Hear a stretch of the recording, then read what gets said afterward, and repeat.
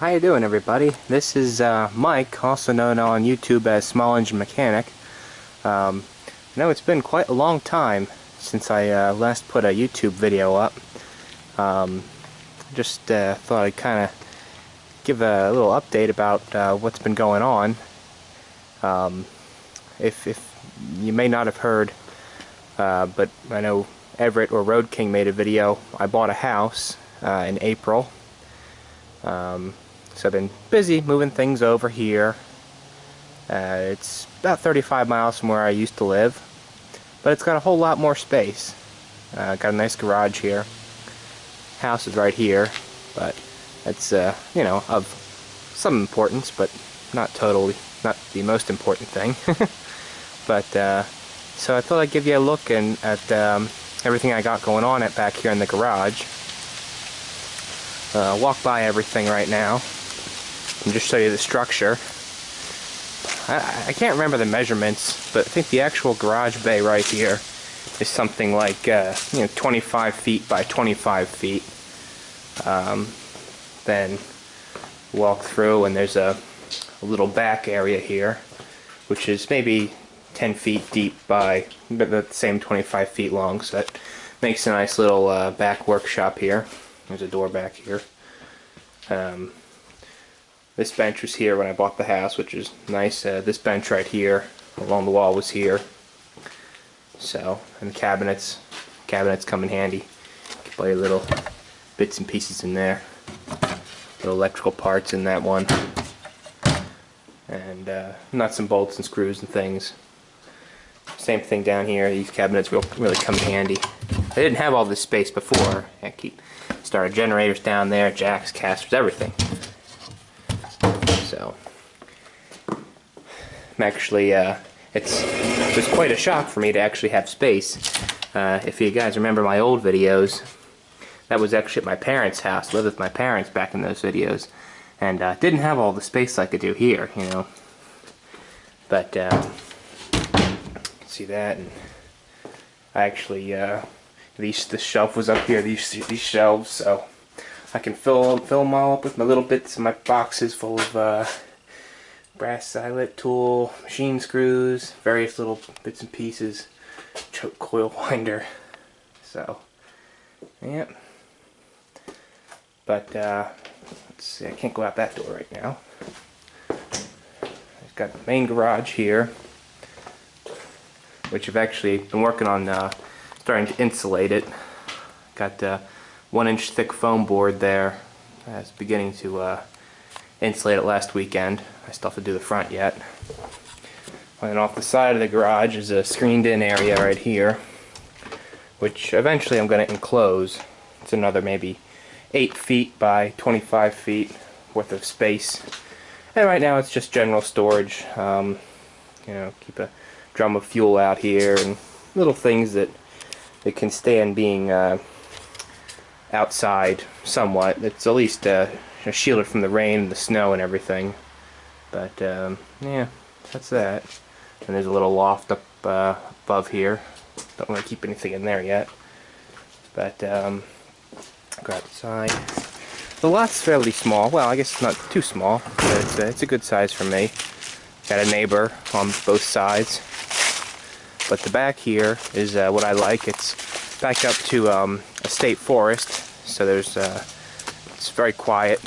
There's no construction going on. There is a road, maybe 500 feet into the woods there, but that's about it. You hear a car go past there once or twice. So yeah, it looks nice. All these trees here keep the main area, the concrete pad there, pretty well shaded in the summertime. So, my neighbor, he's got quite a large building. He keeps joking that I should buy this building off of him, but that might happen sometime down the line. Never know. But here's my area. So, nice big paved area back behind the house here. Makes it easy to roll everything around on. So, let's take a walk around out here. I'm sure a lot of you guys saw this engine. This is the Van Severen, tugboat engine. We're not 100% sure what it came out of, but that was the story I got with the seller. It's a 2-stroke diesel engine. It's not a hot bulb engine or anything of the sort. It's a direct injected diesel engine, compression ignition. It's got a dedicated injector right up in the top here, fuel injector, and an injection pump right here. So there's no hot tube or anything, any preheat for it really. It is air start, which should be pretty interesting once you get it running. There's an air inlet fitting down here, and almost like a spool valve inside this cavity here, and just pumps air up into the cylinder head when you shift this lever over, which it's stuck right now, but that's not a big deal. Compression release up here, so you can turn the engine over to get to the starting position. There's a water inlet and a cooling water outlet right there. Should be pretty neat. I think it's a 7-inch bore, 8-inch stroke. I haven't measured, but that's just from the information I found on it. I haven't found anything specific, like a horsepower value or anything of that sort. But it's a neat engine. I thought it definitely was different, and I couldn't pass it up for the price. Got a lubricator there, 7-feed lubricator. I don't know what some of these lines here. I don't know if they're what they were going to exactly. So I don't know. That'll be a little time figuring that out. That might not even be the original lubricator. I'm not sure, but it looks original. As far as the drive goes here, a little drive shaft, and it's not stuck. It is. It might be a little bit stuck. The fuel pump's broken there. It was just a diaphragm fuel pump, like a AC Delco fuel pump, or Delco, whatever they are called. Sits on a nice base, so that'll be a neat engine once I get some time to play with it, get it off the trailer. Going around, a little Waukesha engine there. I'll talk about that in a minute. Here's a 353 Detroit diesel power unit. It was on a big trench pump, but the pump end was pretty well shot on it, and the engine was really the only thing I was interested in. By the way, all this stuff is covered up. Usually, I just uncovered it to make the video, but it's a pretty rough engine. The exhaust manifold was broken apart there. I do have the rest of the pieces, so I'll be trying to fix that. It's complete. It's stuck right now, so it's kind of one of those projects, one of those downtime projects. I took the blower off, blower stuck, so it definitely is going to need help. But there's no water in the oil pan, so that was a plus, and the radiator holds water. So there's a little Miller welder. This is actually a job for somebody, a little Kubota 3-cylinder engine. Doesn't make any power. The voltage regulator's burned up on it. It's a Generac voltage regulator, or it's Generac generator and Generac voltage regulator, and they're no help for parts. So I've been doing a little bit of R&D on that. Maybe come up with something different for it. Here's a 100 kW Onan. You guys may remember from a video of a number of years ago. Hasn't run since then. It's been covered up. So that's another project I'll get to. It needs a radiator vacuumed out. A little bit of work on the engine, but it does run and make power. Need new isolator mounts for the control box. So, but it's a fairly well equipped unit. It's 12 lead, so it's multi-voltage. But yeah, I'll get to that sometime. Here's a more upcoming project. This is a Witty diesel electric generator set. It's 10 kW single phase, or is it 8? No, it's 10. Oh no, it is 8. I'm wrong. 8 kW single phase. So, yeah, this is a pretty well complete engine. I have the injector and the injection pump off right now. I completely went through those, cleaned them up a couple months ago. So they're ready to be reinstalled. The engine does turn over, but I need to separate the engine from the sub base here to clean the sludge out of the base there. The base is, I think it's oil in the back and fuel in the back and then oil in the front. But I'm anxious to get that going again. So this winter, once I get some things done that are in the garage. The Event Severn had a similar fuel pump on it to this one here. So, yeah. I had the original control box for this also, which you might have seen in another video.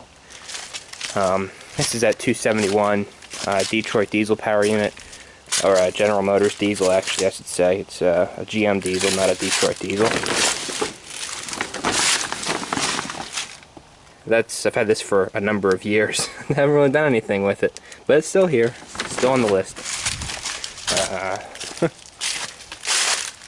Got a 6-horse Fairbanks Z right here I'm working on. Pot metal magneto governor cam gear bracket broken in half, so I've been working on repairing that. I tried some of that pot metal brazing rod or welding rod, whatever you want to call it. And that seems to work pretty well. I'm pretty pleased with that, so it just needs a little bit of touching up. And I can put that back together. It's a nice complete engine. I have the mag for it, of course, so yeah, that'll be a good runner when it's done. Always wanted a big throttle governed engine like this. Open, I don't know what year it is. I never looked the year up on it. I can't even read the serial number now. Here's a 6-horse Stover I picked up not too long ago. This is an engine that I like. It's a pretty nice engine. It's missing the correct carburetor. This looks like from a log saw or an Ottawa engine or something like that. But it should have an overflow type carburetor on it. It does have a fuel pump. So if anybody has a lead on a 6-horse Stover carburetor, it's what is it? It's a K series Stover. Got a nice tag on it there. I'd be pretty interested in it. I'd like to put it back to original. Got the mag on it. It's been painted a while ago, so I guess you could say it's an older restoration, but it doesn't look too bad. Once you get the flaky paint off, it would look, it would look pretty good. Gotta have the fuel pump for it. I've got to make a new gland nut for the fuel pump, so that might be a video, making that. So, but this should be a nice engine once I get it running. And with this engine, I picked up this little 3-horse Hercules engine for parts. It's a shame it's missing so much, because really it's in really nice shape. It looks rusty, but there's hardly any wear on the teeth of the gears here. The flywheels are not pitted. There's no pitting on it. So it'd be a good parts engine for somebody. Got this little CT1 with that in that package deal, and I also got this over here, which is a 3-horse Stover throttle governed engine, kerosene burner. Let's see, I forget what this is. It's a KB, 3-horse KB Stover. Something got a homemade rocker arm support and rocker arm there, but it's got a nice Webster mag. It's got the little all the fittings for the water injection. Got a pulley on it, got the crank guard. So thinking about keeping this engine. It'll be a nice engine once it gets running. It'll sound pretty nice if it runs well. So back on out here. There's a 671 Detroit or GM diesel under there. Came off a fire pump. Got the fire pump drive on it still. I'm not going to bother uncovering that. That up a little bit. But it's a little rough. It's heat exchanger cooled. Got the water cooled exhaust manifold. Complete engine. Older engine. See the valve cover's got a dent in it, and the water outlet manifold's been broken. But that's a fairly early engine, because it's got the external fuel lines for the cylinder head. They're not internal. And this here is an 855 Cummins. Again, a fire pump engine, not turbocharged, heat exchanger cooled, water cooled exhaust manifold. But I like the 855s. They're a nice simple engine, pretty reliable. So yeah, I don't know what I'm going to do with this. I was thinking about selling the GM diesel, the 671, and then keeping this. The only problem with this is when they're taking it out of the building, they broke the fitting off for the oil pump feed. So you have to either fix that or find a new one. One of those things. And this gantry here is something I built shortly after I moved in. It's 12 feet wide, arm to arm. The A-frames are 12 feet tall, and then they sit on these wheels, which bring it another 8 inches off the ground. I built the trolley for it, put a chain hoist on it, and that's pretty much how I move all this stuff around. Other than the pallet jack, just lift it up with the gantry and roll it around. Works pretty well. Between that, the trailer, and the pallet jack, I do pretty good for moving heavy things around. So, happy with that. Definitely done everything I need it to do. Got a Chinese chain hoist on it there. It's rated for 5 tons, but you know, it's done everything I want it to do.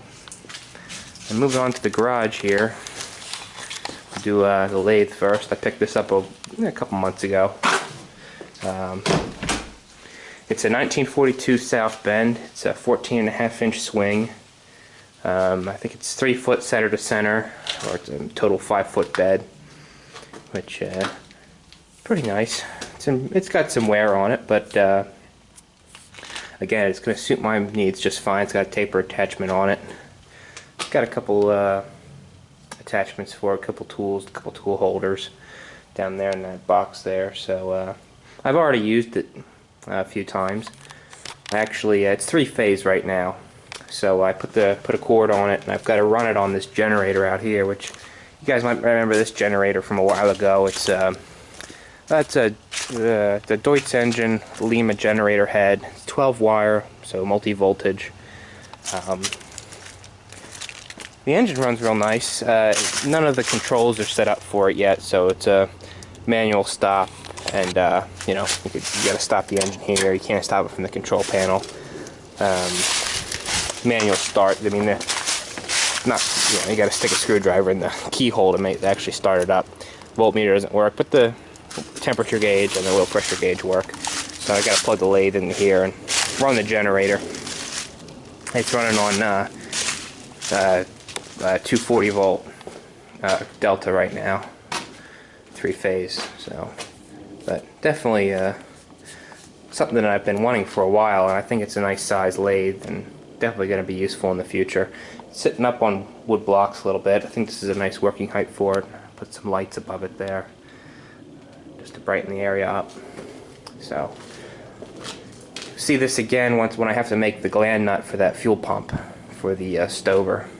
And then some stuff you probably remember from my old videos, a couple generators, welder. This is a job right here, this generator. The American Mark diesel, people probably remember that. That's the V-twin air-cooled diesel engine there. The generator, the Bessemer engine, I'm sure everybody remembers that. That's still here.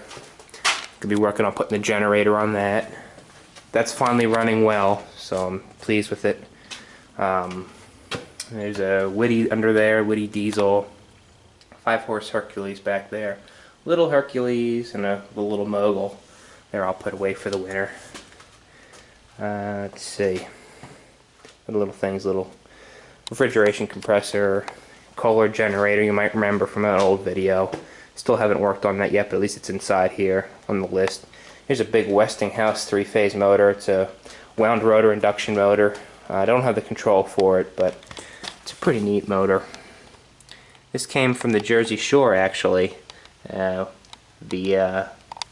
guy that owned it was also the owner of one of the Carnival piers that they have down there. So, and who knows? It could have been on some ride down at the Carnival. You never know. Big old flat belt pulley on it. A belt-driven generator. Some little things over here. But you can see the workbench is always packed full of different projects. There's, there's at any time 10 different little projects going on this bench.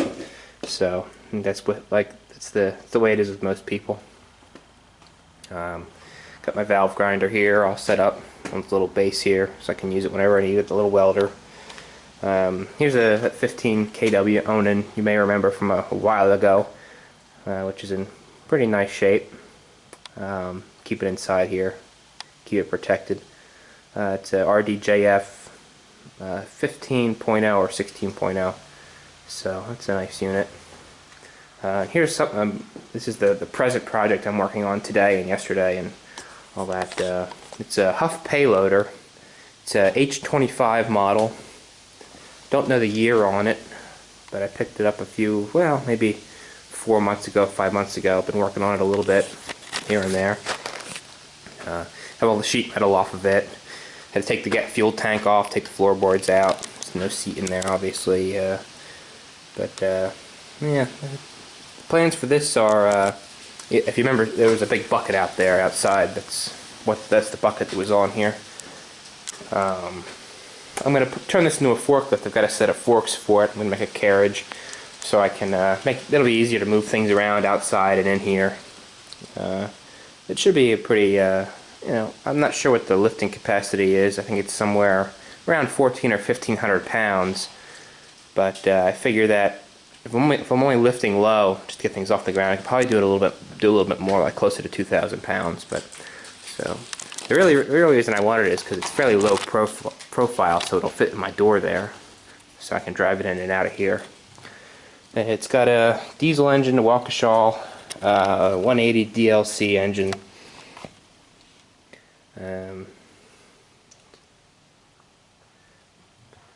Pretty old style engine. Kohler used them on some generators. Got a Bosch PSB pump. I took the injection pump apart completely, cleaned it all out. It's full of old nasty oil and fuel. Same thing with the injectors, took all them apart. So ran it for the first time yesterday. Ran it 3 times, and I'm pretty pleased with it. Runs well. Couldn't run it for too long because I don't have anything driving the water pump right now.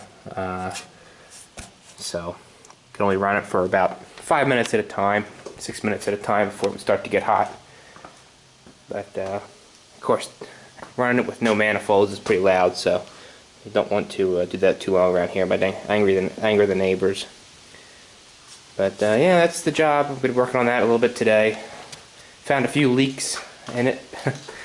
I mean, it hadn't been running in more than 10 years. So found some hydraulic leaks, or not hydraulic, but trans leaks down at the bottom there. I drained all the fluid out last night. Found a leak in the radiator after it built pressure, so that's what that is there. It's just water. But yeah, so I'm going to be working on that. You'll see some videos of that coming up. When I'll make a video when I make the carriage for the forklift. So yeah, I can't think of really anything else to show you right now. A little back shop here, full of little projects. So yeah, there'll be a lot of videos.